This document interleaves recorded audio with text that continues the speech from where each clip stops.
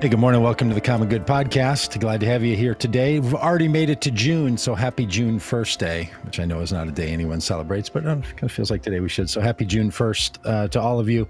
Our conversation today with Pádraig Ó Tuama is going to be so great. We're really excited about it. This one's coming to you from Minneapolis, where I am. I'm Doug Pagitt, South Bend, Indiana, with producer and co-host today, Dan, and then Belfast. With Pádraig. So morning, Dan. Good morning, Pádraig. Good to see you guys. Hey, it's a beautifully cool, sunny day in Minneapolis. We like to chat about the weather for a minute at the start of these to remind each of us that, first of all, we live on the earth and it matters where we actually live and what's going on outside. And it's one of those things we all share together with the people who live nearby us. Maybe with our neighbors, we don't see everything the same way, but we are at least experiencing the same weather. So we're having a lovely early summer day here. How are things in South Bend, Dan? It is cloudy and about to storm, which I'm actually grateful for, because if it gets too hot, it's just unbearable in this little studio off the back of the garage. So a little cloud cover is great. Well, Pádraig, before we talk about more important things, how's the weather in Ireland? It's very sunny today, which is lovely. Well, I did not expect to hear that. I've only been to Ireland a time or two, but I did not see that. I did not see that one coming. So that's great. Yeah, we tend to get about, 10 and a half months of grey, but then there's 6 weeks of sun scattered throughout the year, sometimes in unpredictable pockets of months. And we have a nice day today. It's lovely. Beautiful. Well, excellent. Well, hey, Dan was super excited. I was also extremely excited about you being on today. Your voice, your writing, your influence has meant a lot to us and to the people in our world. So thanks for giving some time to be with us today. My pleasure. My pleasure. Tell us what you do. How do you describe it now? You know, when you look at your pedigree, you're an author, you're a poet. You've worked with organizations, the Corrymeela Community on peace and resolution. But how do you describe what you do when someone says, Pádraig, what do you do with yourself? How are you describing it these days? Well, it depends on who's asking and why. You Really? know, if somebody needs a really straightforward answer, I say books and radio, nice and easy. And that's a straightforward answer, because sometimes people just need to know what to fill in on a form. And you know, if you say, "Oh, I'm self-employed and I do some work at the intersection between theology and the arts and poetry analysis," and that the implication of that for linguistics and conflict, they just kind of look at you going, "We don't have a box for that." So books and radio is straightforward. I had to get a new phone contract yesterday, and they asked me, "What's your work?" I said, self-employed and creative work. And that's nice and easy, because there's 2 boxes they can fit there. Keep it vague. My poor father, whenever my poor father is asked, "What's Pádraig doing?" he goes, "Not even God knows." So I was at a March rally last weekend in Houston around the National Rifle Association convention, and we were causing a bunch of good trouble over there. And a bunch of us were trying to come out of the crowd at the same time, and I was recording for some live streaming, and a man was behind me, and he sort of had to kind of nudge me aside to get around me. And so he did. And then he looked back and said, "Oh, you must be one of those influencers, huh?" And I think somehow he's heard the phrase influencer and just thought that. And, I know he was being sort of fun, but it sort of does hit pretty deep. And you're kind of like, is that really all I'm doing? You do sort of wonder when you don't have a job that feels like it fits right in the middle of what other people sort of know and understand. I said, well, I try to do a little more than that, but Yeah. Well, I think there's 2 things happening in that. In the one, it sounds like, hopefully he's a nice person, but it sounds like in the moment he was just trying to put you down. And that's never going to be fruitful, that kind of communication. And in the second hand, who of us does have a job that's straightforward? Even somebody who has a job where you're a dentist or a bus driver or whatever, every day within the context of that likely throws something different up, and your relationship to even something that is straightforward will always change. And so in the context of that being loads of people are freelance, and I don't see it as that strange anymore, because I think the reality is that few of our jobs are the same every day for years on end. Most of us have a job where it's a bit vague. And so it's just some of us don't have a kind of a broad umbrella of a title that makes it work. Yeah. Yeah. Well, Pádraig, one of the things we want to talk about today you're in Ireland. You grew up, came of age during the Troubles, and I'm curious about the similarities and maybe differences between what was going on in the late 60s, 70s, 80s, and 90s in Ireland and the divisions in the United States today. I was wondering if you see any similarities, see any differences, and how growing up during that conflicted time shaped you as a person. Yeah. So I suppose the first thing to say is that, British-Irish conflict has been going on for centuries.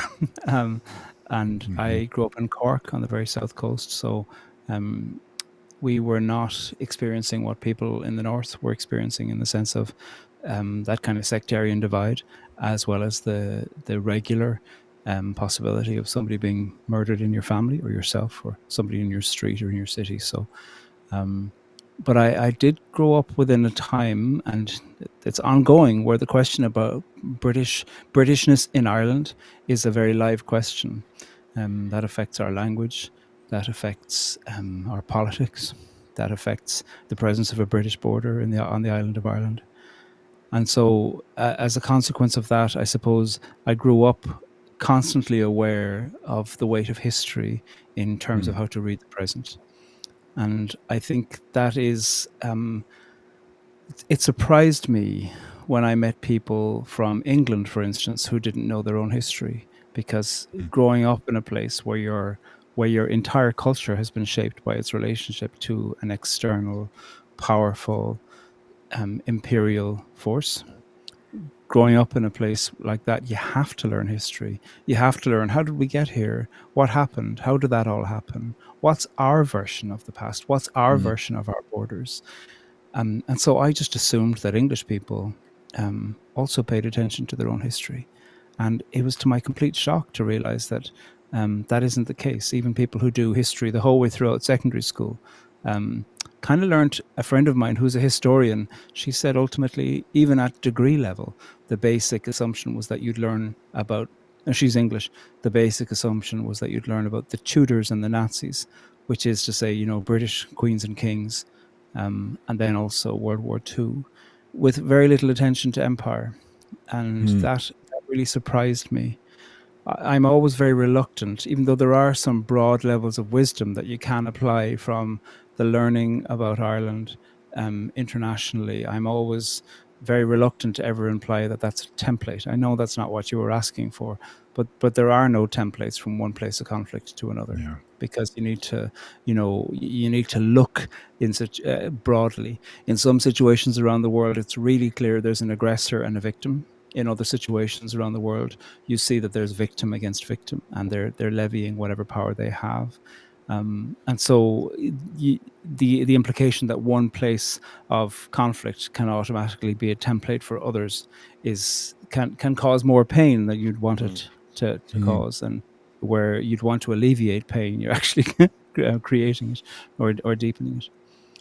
When it comes to the question as to whether there's anything that I can say about the United States, I suppose one of the things is to say that any place of conflict will always need to find a way to reiterate a telling of the past in a way that pays attention to the narratives that were not listened to while that past was going on.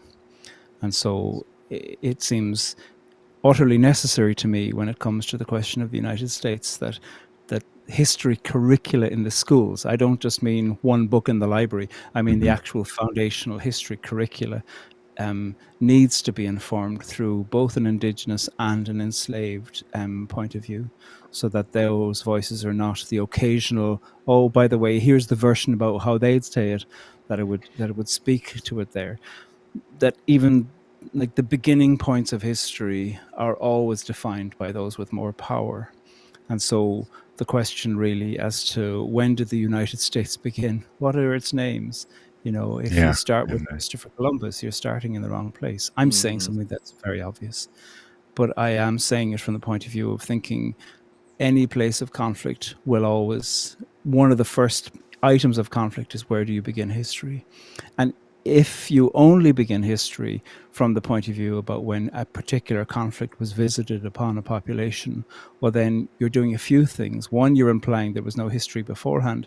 And two, you're forcing that culture into a situation where its primary articulation of itself is in the form of defense. Even if that defense didn't last very long before they're overpowered, it's a poor place to begin, because culture is not only about defense. Culture is about language and what thrives and what works and what flourishing was happening, as well as what skirmishes were happening previous to the arrival of a combatant, which certainly Europeans were.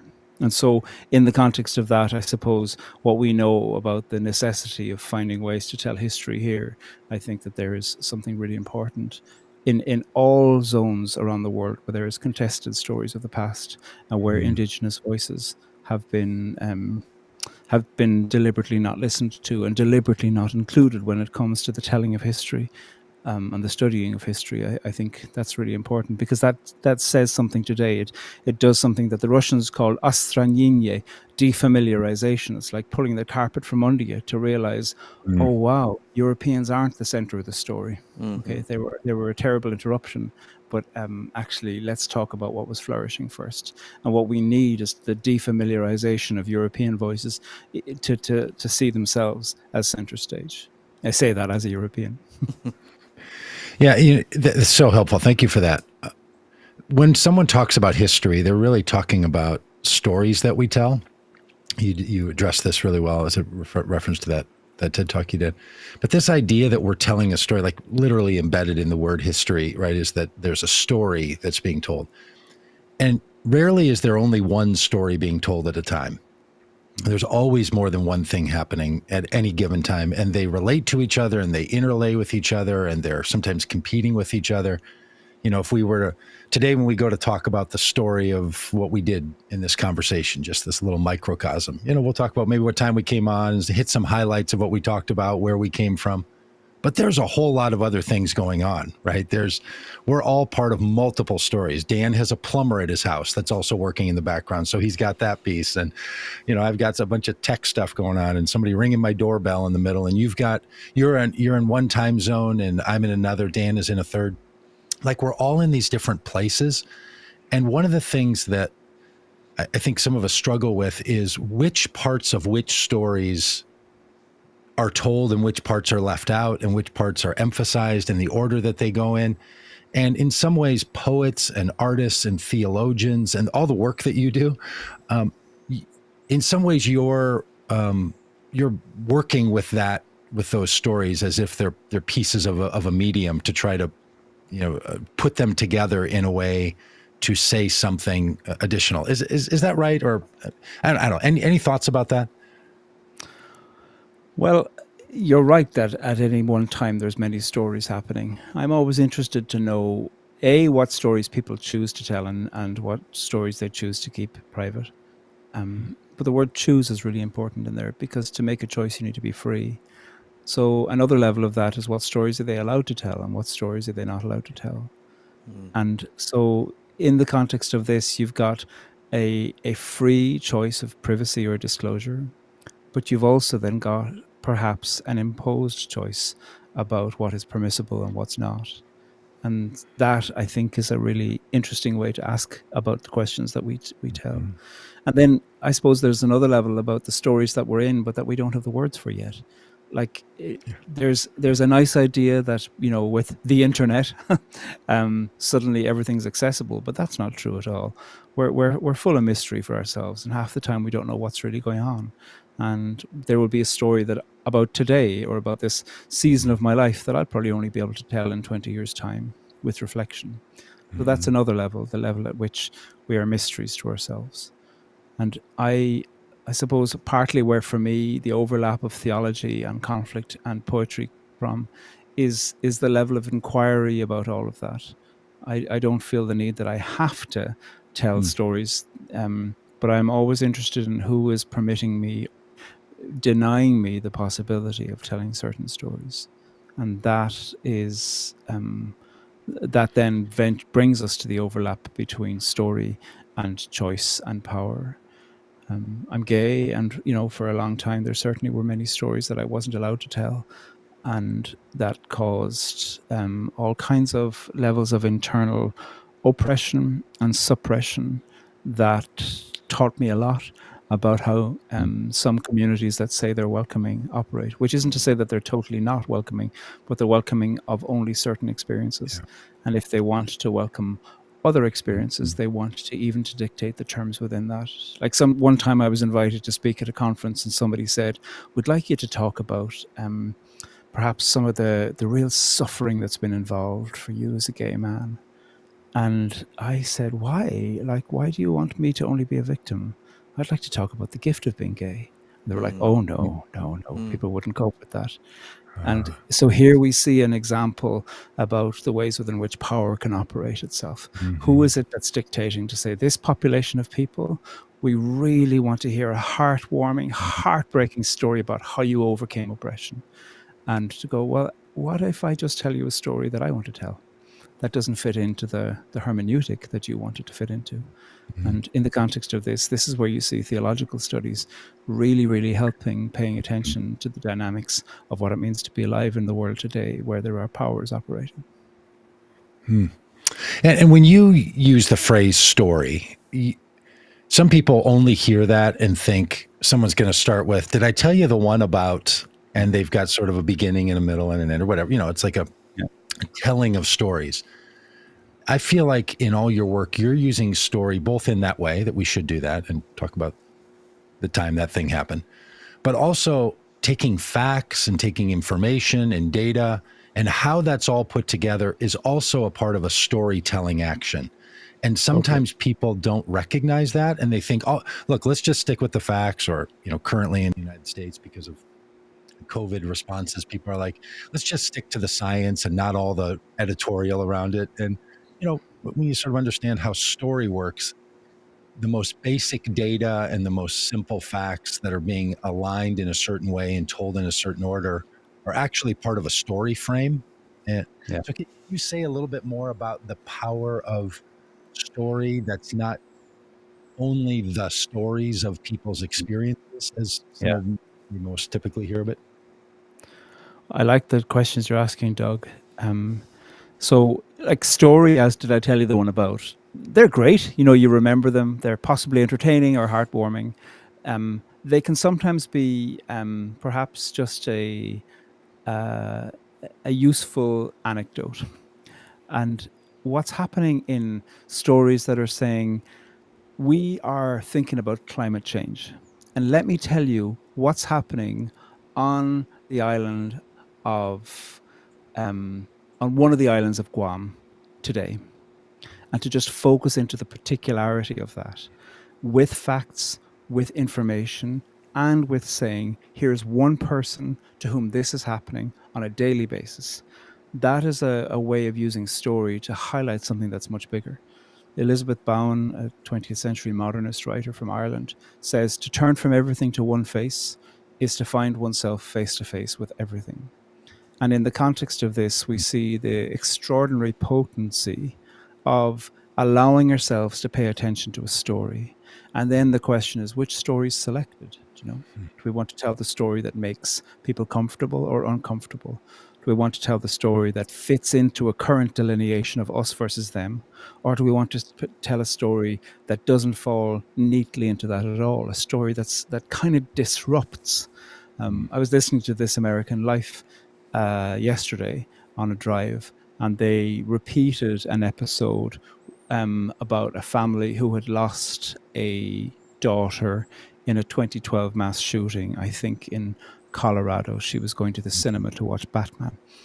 And that family have found great meaning through going along to simply be support to parents who are facing the worst days of their lives when their child is facing a mass shooting. And of course, because of what's happened in New York State and in the state of Texas over the last couple of weeks, This American Life re-aired that episode. And what I really admired about their choice of story is that they chose to tell stories that don't fit too neatly in.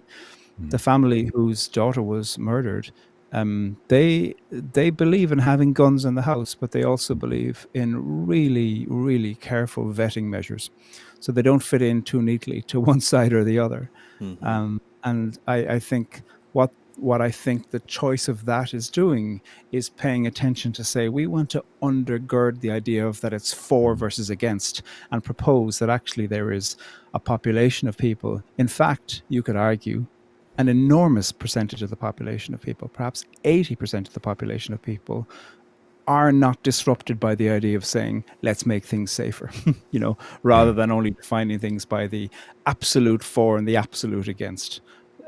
Loud as they may be, they might be very loud minorities, that actually there might be a compromise in the middle that can embody the possibility of progress. And that isn't just about the relationship of America to guns. It is about the question to do with what stories do we choose to amplify, and how do we choose stories that are wise in terms of not playing into a sectarian divide that just pits side A against side B, and then we're all just going to fight and fight and fight till we all die. That'll be the end. There'll never be any resolve. And so within the context of this, you see how the curation of stories to amplify in public is a really important choice to make. And I follow journalism that pays attention to that, which isn't about a sweet story. It isn't about a saccharine story. It is about a story deeply researched, full of fact, that doesn't fit into an entertaining anecdote. Yeah, that's great. So stories can disrupt, and stories can also just feed into a narrative, like you said. Art can do the same thing. I came to know your work through Peter Rollins and Icon, this kind of creative community. And one of the goals was to kind of burst bubbles of perception and disrupt thinking and get people to think differently, basically. You would create these spaces and kind of interactive art exhibits that would poke holes in people's worldview. Can you talk about the power of art to disrupt and kind of change perception in that way? Well, I suppose one thing I'd want to do, Dan, is to reflect back to you that what you're telling me is your experience about what we did, which that's lovely to hear. But we didn't have any aims. Our aims really were to get together as a bunch of people, all of whom were artists, and all of whom had been affected by religion in our lives. Mostly evangelicals. I'm not an evangelical, I never have been, but most of the people were evangelicals. And to try to make some sense together by exploring the edges of our own perception. So our primary audience was ourselves, which can make us sound like we were self-involved people. But I actually think it contributed to the attempt at integrity of art. Because if I'm always thinking, oh yeah, and then we're going to do this to them, and then we're going to do that to them being the audience, well then they're just the Muppets that we're acting our control over. And one of the things that I loved about Icon was that all of our gatherings, and like for a broad context, Icon met in a pub once a month for a liturgy in a pub, where we take some theme and do some interactive art about it. There might be some exhibition, there might be some speaking, there might be some poetry, some movement, some liturgy. It was a kind of like a pub liturgy for people who were, in a certain sense, fluent in the questions of religion, but also disrupted by the questions of religion. And we were exploring all of those things for ourselves. And the point of it was, come along if you want to. You don't have to. But if you come along, you aren't the guinea pigs upon whom we're exerting our control.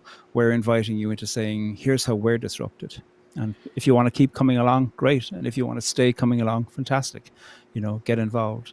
And I loved the approach of that to the question of art, that it didn't have an imagination of an audience upon whom we were to do any outworkings of disruption or theology or art. It was an invitation in. And if it's not for you, it's not for you. Go somewhere else. Enjoy. Go where something is for you. And so I really liked that, because one of the things that disrupted theologically was the imagination of a pulpit, whether that's a pulpit in a church or a pulpit in a gallery. It disrupted the idea that there is a message to be said that I assume you don't know, and that I will, through some kind of rhetoric, impact upon you. And that's one of the primary things about evangelicalism that I find so distasteful at times, which is the imagination that everything is summed up in the sermon, and that's the real work of the week for whoever the minister is.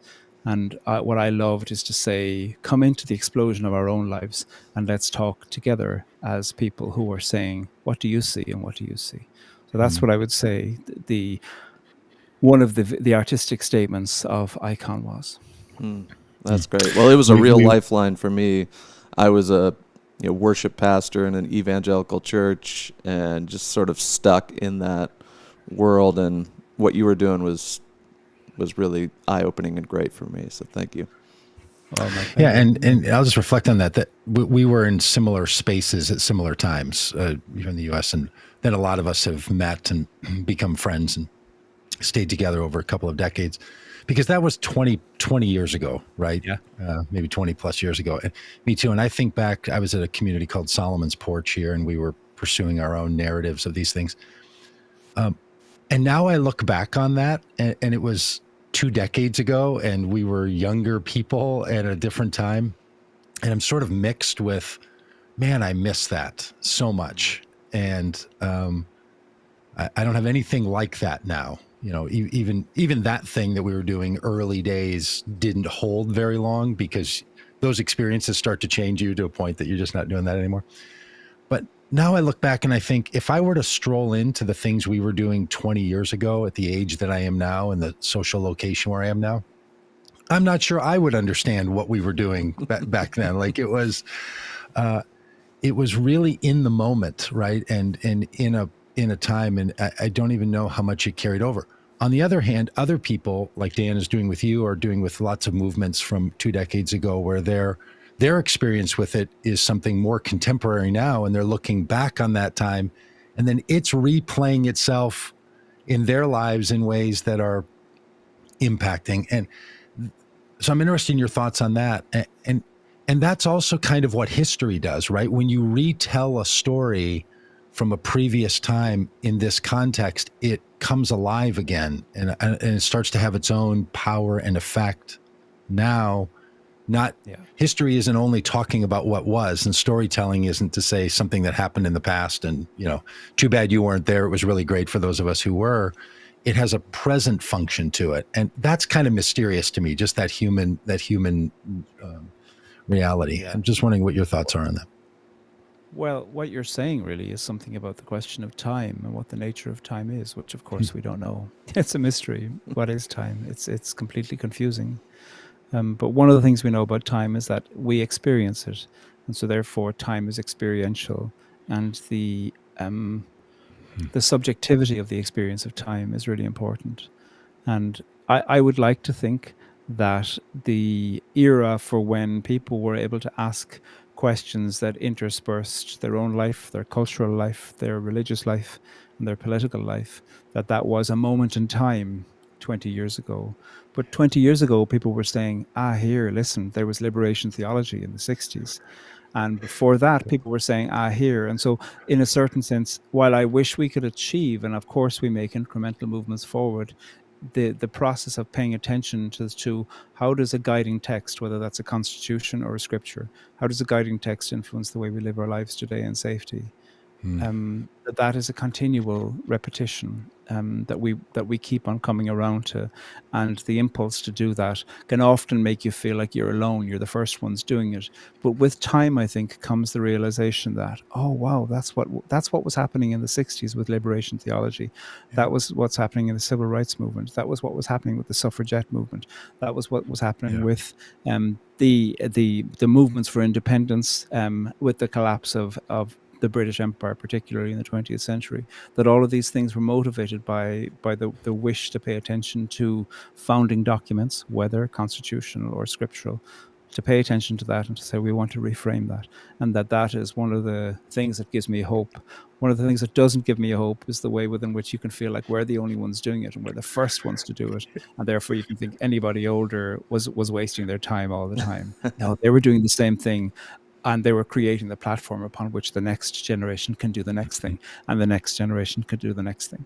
So I think both of you are asking questions about time, and I really like the recognition, and I think a humility regarding how to read the contemporary time of movements for a better good and movements for a common good, to look at your podcast title.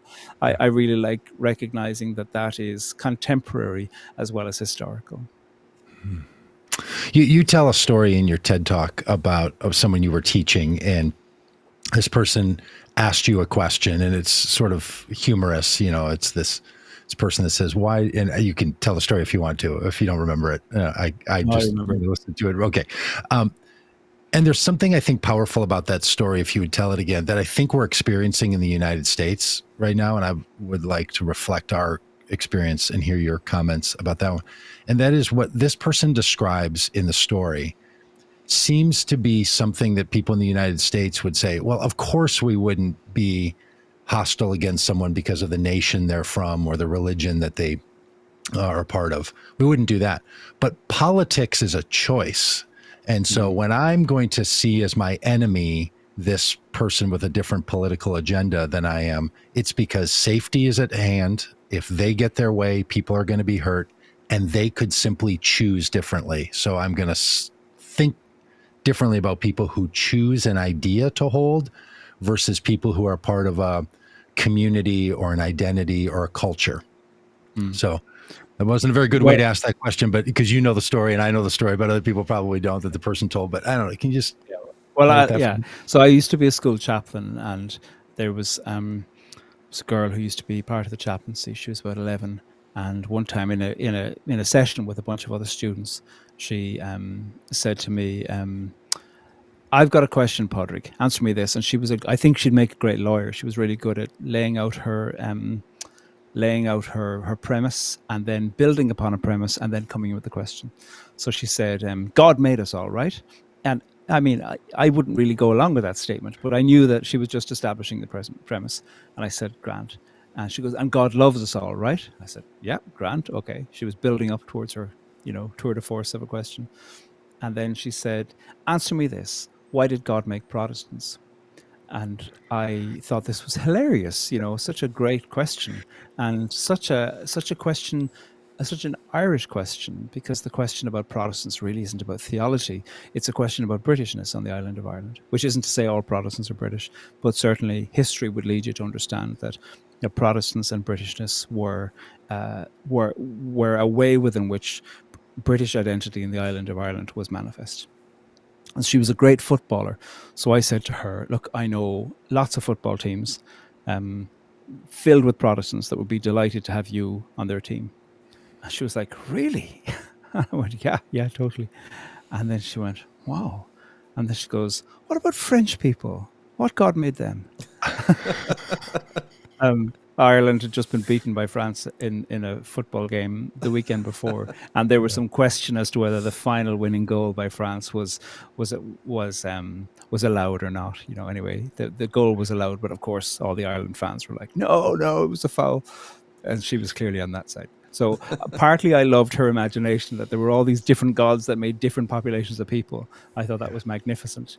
But one of the things that she's asking is like, part of the very local context to what was happening with her is that she was asking this question from the point of view not of a society that has two different sides that are equal but opposite when it comes to their political agenda.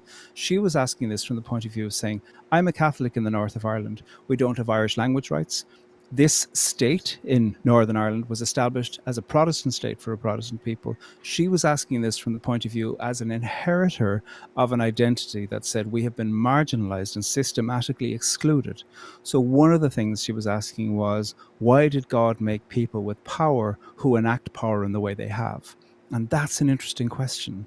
And she was asking it in an 11-year-old's way. And I was trying to answer it in a way that was appropriate to an 11-year-old, which was to speak about the possibility of relationship and to speak about the possibility that, 100 years after the partition of Ireland, things aren't as bad for Catholics as they were then. They could be better. The British government could certainly treat the Catholic Irish passport holding population of the north of Ireland much better. but there has been extraordinary improvement. So I was trying to speak about the possibility of relationship, because that was, I think, an appropriate answer to give to an 11-year-old. But she was asking this question really in a way where she was exerting a political imagination, which again wasn't a 50 side, side A, side B, each with the same amount of power.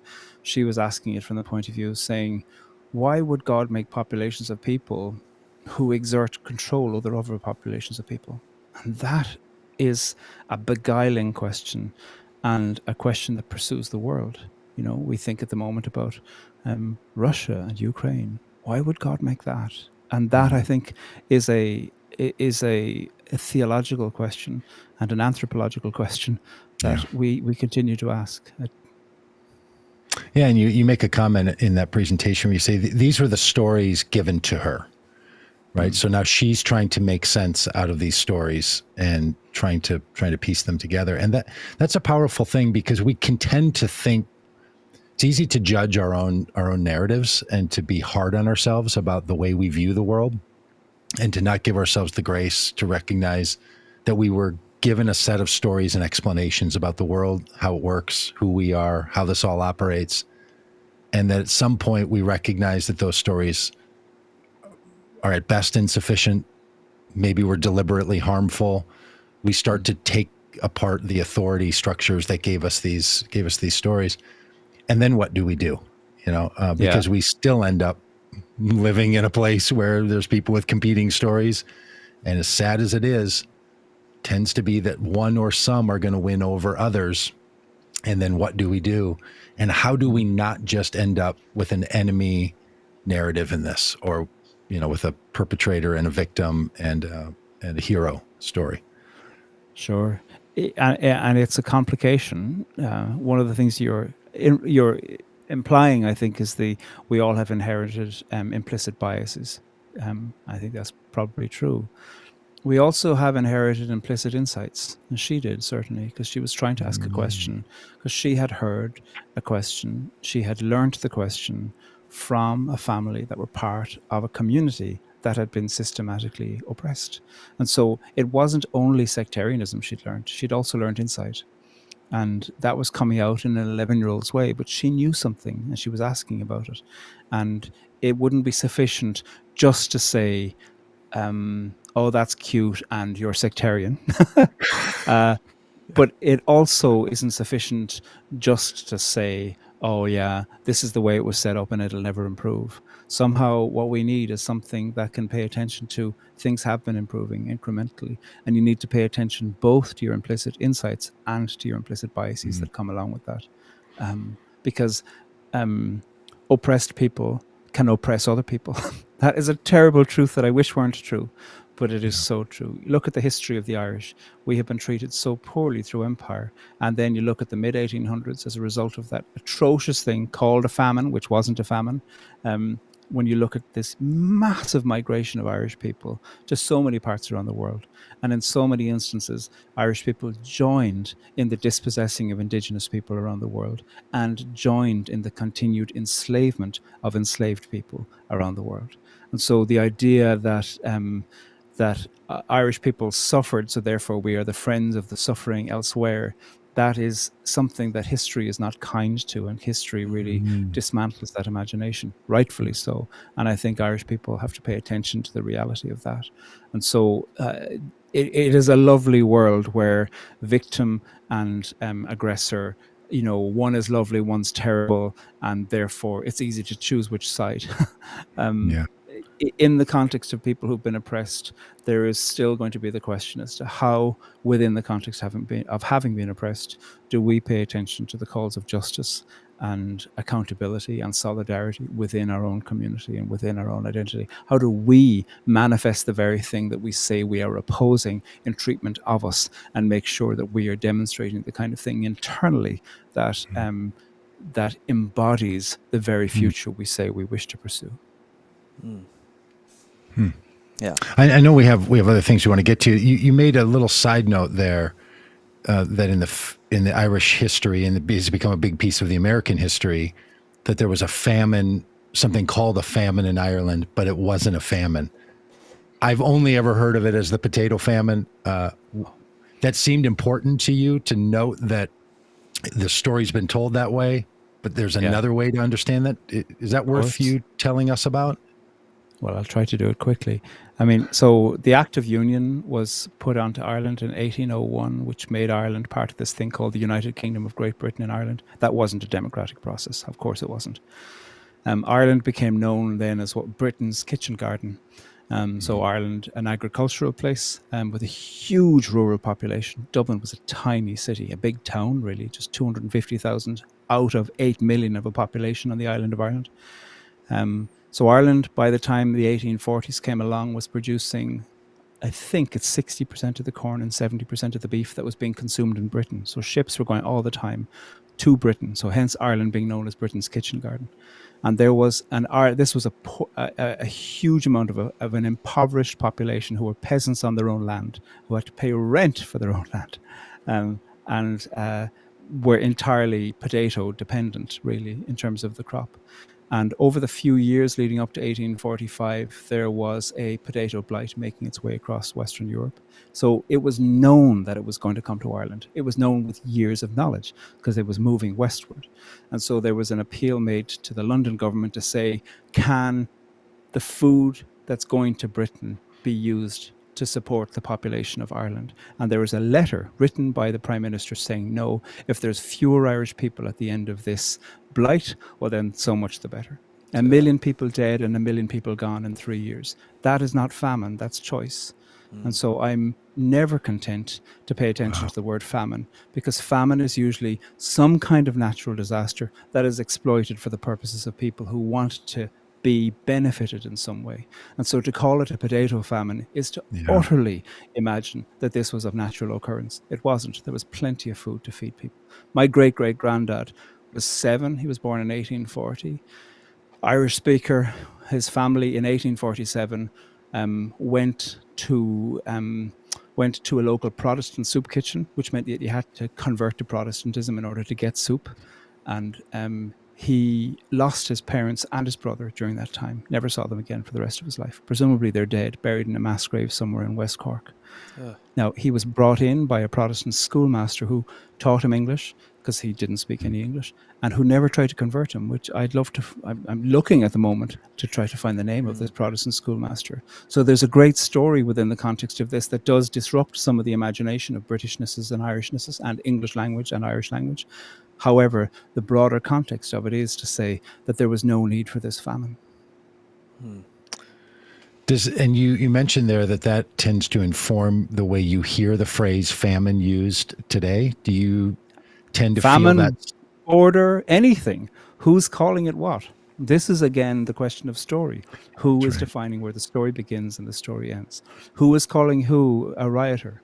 You know, who is defining the story that's being told? Who's choosing the headline? Who is saying who the baddies and the goodies are? All of these ways within which story has an implicit appeal to us. Who's the baddie? Who's the goodie? When did it start? When's it going to end? What will a successful outcome look like? All of these are story markers. And I do think that it is really worthwhile learning some of the tools to say, really? Which is the part of the act of good journalism, which is to say, let's ask, is there another way of telling the story? Which isn't about pretending that there's two equal but opposite sides. It is about saying who's being benefited by this and who isn't.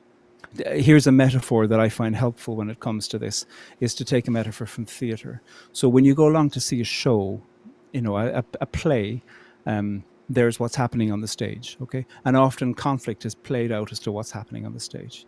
But I want to ask, and I'm not the only one, to say, who's writing the script? Who's paying for it? Who's being entertained? Who's making money? Who's behind the scenes directing? What's happening? Who's manipulating the stage? Who is saying, here's where the stage ends and here's where it begins? And in the context of all of this, these give us some questions to ask about any kind of conflict that might be happening in your church, for instance, person A and person B are fighting. And I want to go, who created the stage upon which this is happening? Or it can be happening in your local community, or it can be happening in your local society, or it can be happening in your club, your yoga group, your church group, your state government, your national government. who is creating the stage on which this is happening, and who is benefiting from the performance of this part of the conflict, because while this is being performed, they can do other things and they can make money.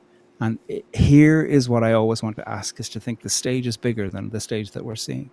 So therefore, let's ask some better questions. And these are story-based questions, but they're story-based questions that are often quite uncomfortable. I ask the same of myself. You know, I think, I'm a white man from Ireland. My God, like, of course, I've got to ask questions to take me away from the stage and to think, what's the stages where I think they're working, where actually they're only working for me. Mm-hmm.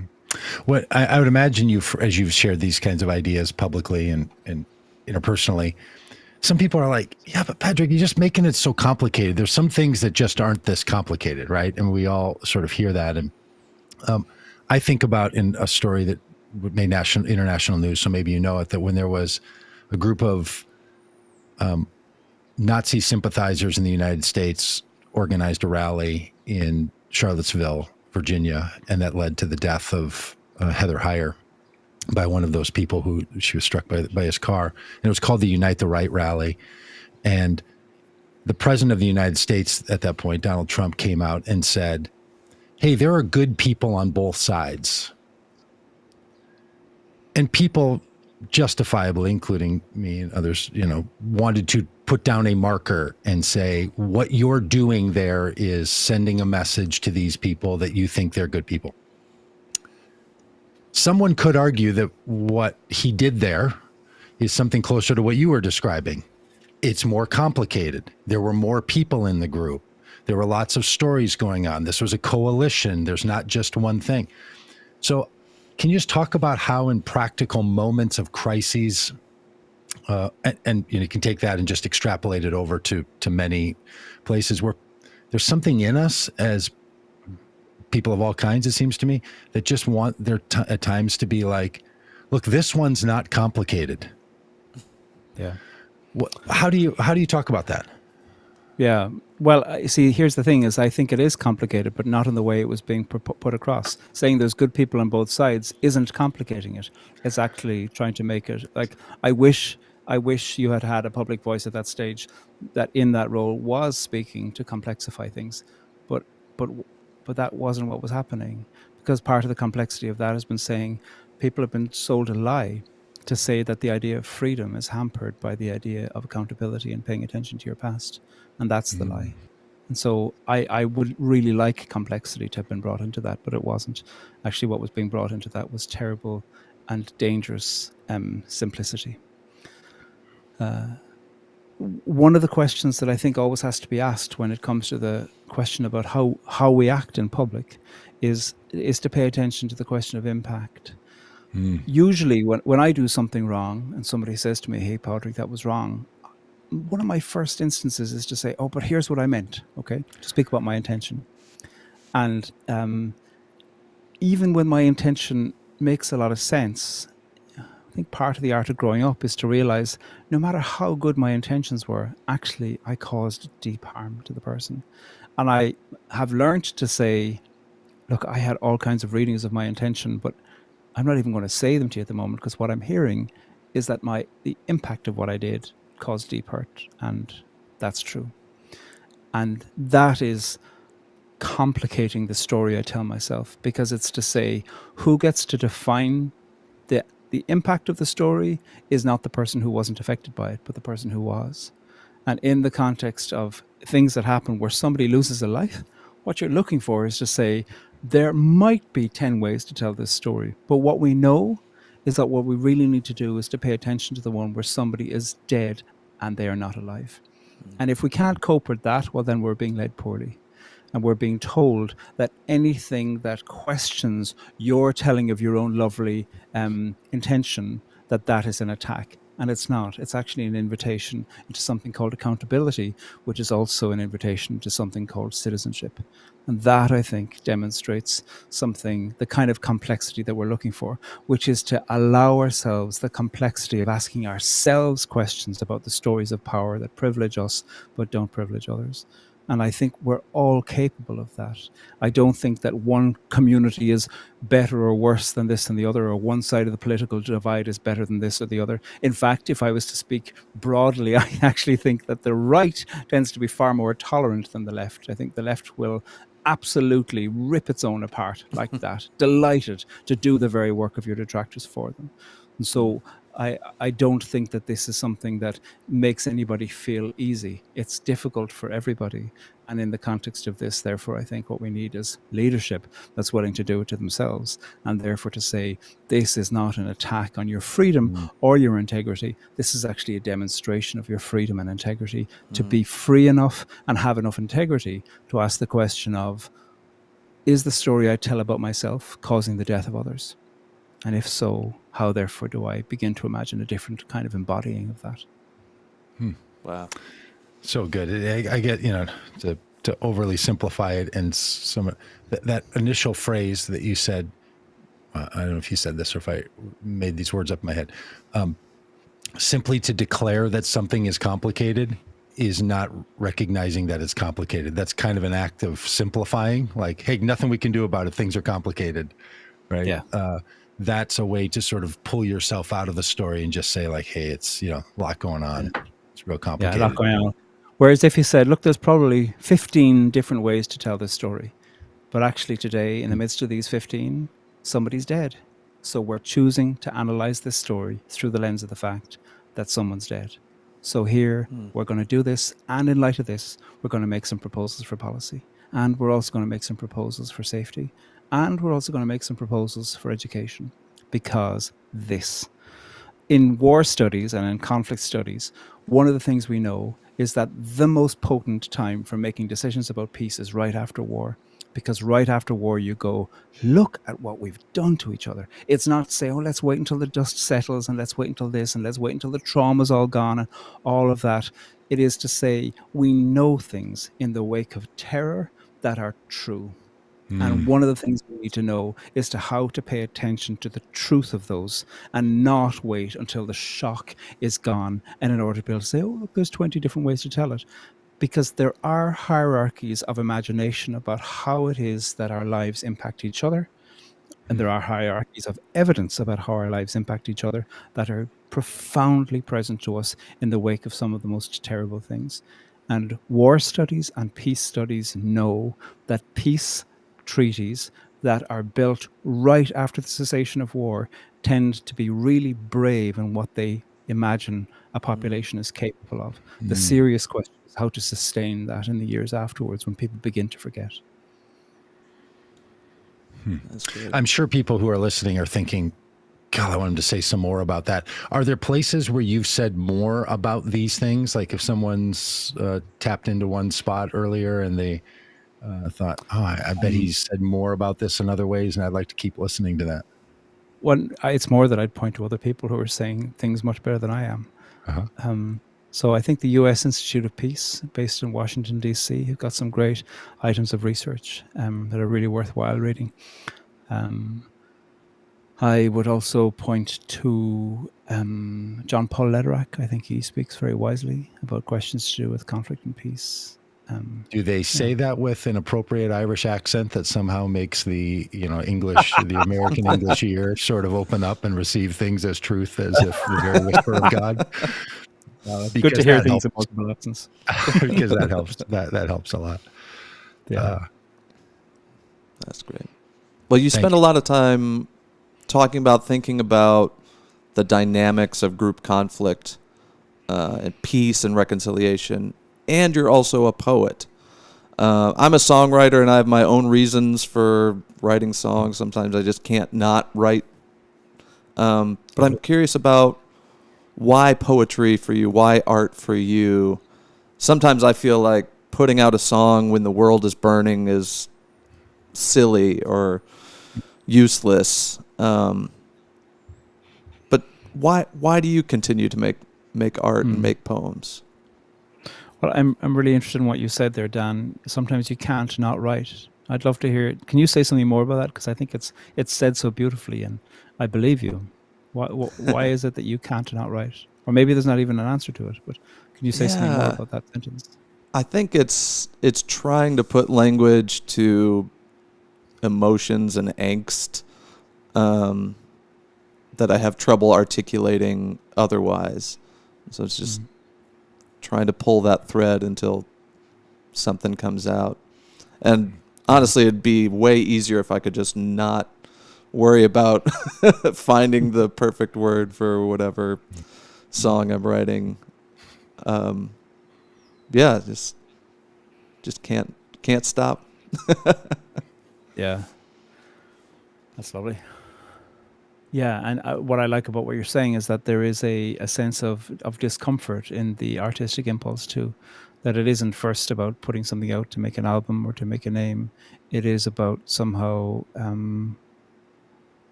trying to think, the only way I know how to be alive in this moment is to respond artistically, hopefully practically as well. You know, I give money, but also then have to ask myself questions and to allow the questions to take form in me in art.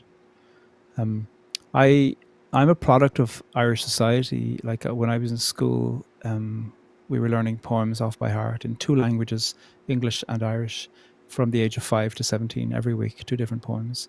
And so in your summer exams every year, you were expected to know many, many poems off by heart to be able to quote them in your examinations perfectly. And one of the things I'm really glad at is that gave me a love of poetry and a broad reading of it from a young age, you know. And we weren't just learning cute poems for cute kids when we were 5, 6, and 7. We were learning political poems, learning poems about midlife crises that, of course, we didn't understand, but that had a power in the tongue. When you're saying something, you know, there's just a deep power in the tongue to hear yourself saying words that's causing the muscle of your mouth to do things that you wouldn't otherwise be doing. And it embodied that there are worlds of the future that you will inhabit in the future, and you're just time traveling now to say words that you don't understand yet and to learn them off by heart. I loved that. I thought it was glorious. And I didn't go to fancy schools. I went to the local schools. So this was not in any way any kind of an exceptional education. And I think one of the things that did for me is to say that there is a power in language. And I began from an early age to write poems. There were certain parts of difficulty in my life. And somehow the way it all landed in me was to say, if I can put words on a page and hide the page, I didn't want anyone to read it. I carried my poems around with me in my bag for years so nobody would ever see them. I knew somehow that was some kind of secret ritual, that I could read them and begin to make sense of my own life only for myself. And that has continued. Poetry isn't only a method of survival for me, as it was then, but it continues to be one of the methods of survival. And it also continues to be, I suppose, an art form that I want to ask questions that aren't just about my own life, but I ask questions about Irish life or other aspects of life that are interesting to me. Yeah, that's great. Really great. You have a poem you can leave us with? Do you have one that you would, at this moment, that would feel? Yeah, I do. I like time travel in science fiction, and multiple universe theory. And so here's a poem that imagines that there was another Pádraig in another universe who made a little window to shout something through to me that might help. It's called The One Thing. There must have been some other me who lived some other time, who realized he knew the one thing that would save me. And he must have found a little window, opened it, and shouted through it that saving sound that saved me. And he must have felt a failure, I'm sure, that other me, because he failed. He did. He didn't save me from the other things that beat me. And he must have sat like some sad god from sadder scriptures and wept at all he failed to do. He had so little time. And all my life, I've been climbing up to little windows, opening them and saying the one thing I can say. Thank you. Wow. I feel like what that other Pádraig did was to shout the word poetry through to me as a child. I love that. It didn't save me, but it saved me. Yeah. I know we have to go, and I also know that it's, asking you to talk about the poems you make is not everyone's favorite thing. You know, it's. Do you remember how that poem came together to you? Did it come in closer to one motion? Was it bits and pieces? Did it visit you for a long while? That poem actually did arrive in a little package, complete. Yeah. Someone dropped it through the window, huh? Somebody dropped it through the window. That other Pádraig. I wish he'd visit more often. There was another line in it that I took out. I liked the line, but like at one point it said, he must have sat like some sad god from sadder scriptures and wept at all he failed to do. He had so little time and only one line to say, and all my life. And that line, and only one line, was on a line by itself. And I showed it to some friends and they were like, yeah, I get what you're doing and I like it, but it's a little bit too obvious. So I took it out. So that's the only modification to that poem. Wow. I mean, are there times... That's very rare. That's very rare. Normally, I work on a poem for months. And even though that arrived complete, I didn't share it for months and months because I wanted to let it sit through a certain kind of test of time.